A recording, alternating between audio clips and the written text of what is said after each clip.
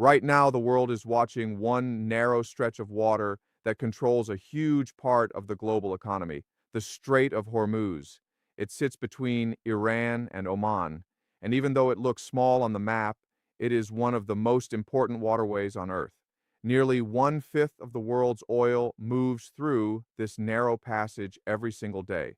Tankers carrying energy from the Middle East must pass through this strait before reaching Asia, Europe, and the rest of the world. If this route closes, the entire global economy feels the shock almost instantly. But today, the Strait of Hormuz has become the center of a dangerous confrontation between the United States and Iran. As tensions between the two countries grow and military activity increases in the region, many people around the world are asking the same question. If the United States has the most powerful navy in the world, why can't it simply reopen the Strait of Hormuz and guarantee safe passage for ships? The answer is much more complicated than most people think. On paper, the United States Navy is far stronger than Iran's naval forces. The U.S. operates aircraft carriers, advanced destroyers, nuclear submarines, and some of the most sophisticated military technology ever built. Iran, on the other hand, does not have the same level of naval power. But wars are not only decided by technology and size. Geography plays a massive role, and in the case of the Strait of Hormuz, geography strongly favors Iran. The strait lies directly along Iran's southern coastline. From the Iranian side, the entire waterway is within range of missiles, drones, coastal artillery, and radar systems.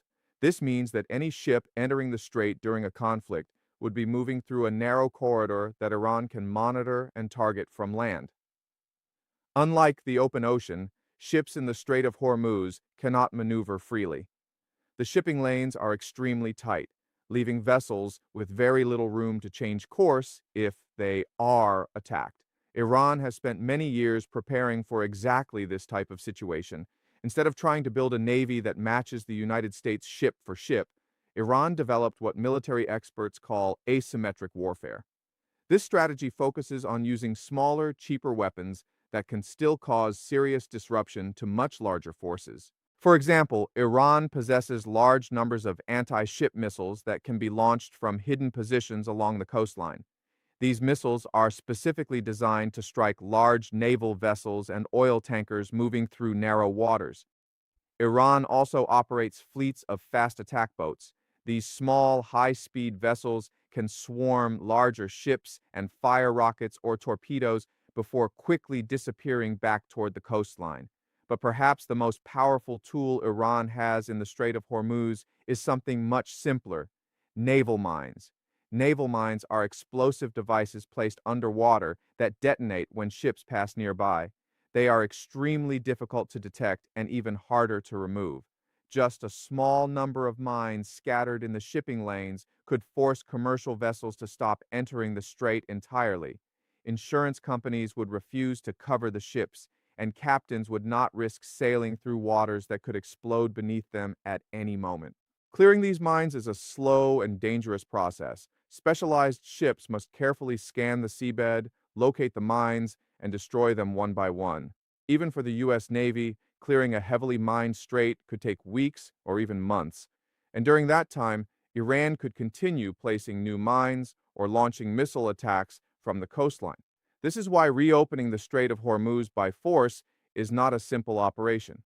The United States could send warships into the region, but doing so would expose them to constant threats from missiles, drones, boats, and hidden explosives in the water.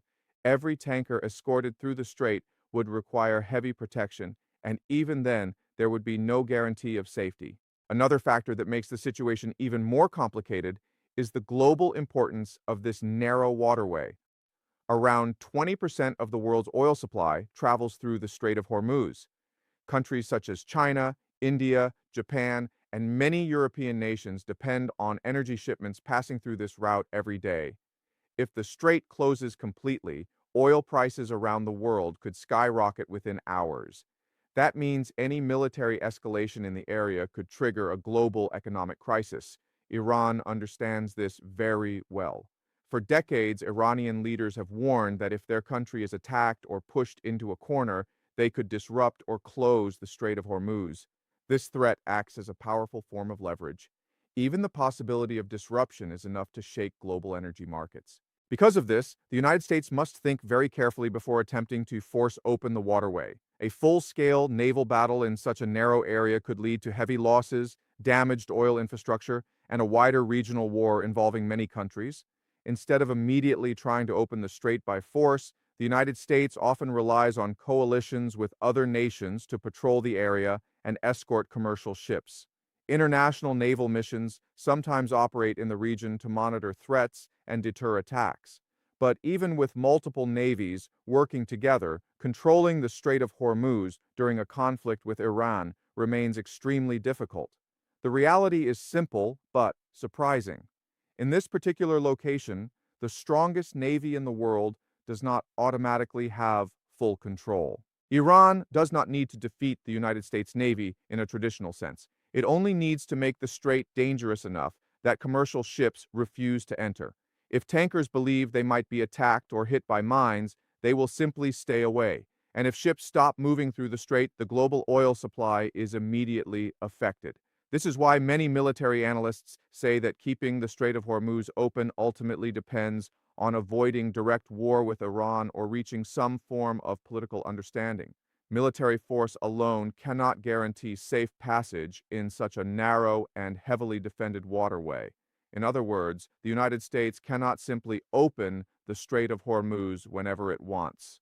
As long as Iran sits on the coastline overlooking this narrow passage, it holds a powerful strategic advantage.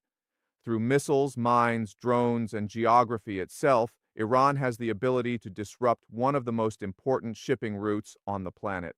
And that reality explains why the Strait of Hormuz remains one of the most dangerous flashpoints in the world today. In the end, this tiny stretch of water reminds us of something important about global power. Strength is not always decided by the size of a military or the number of ships in a navy. Sometimes, the country that controls the geography controls the outcome. And in the Strait of Hormuz, geography gives Iran a powerful voice in deciding whether the world's most important oil route stays open or closed.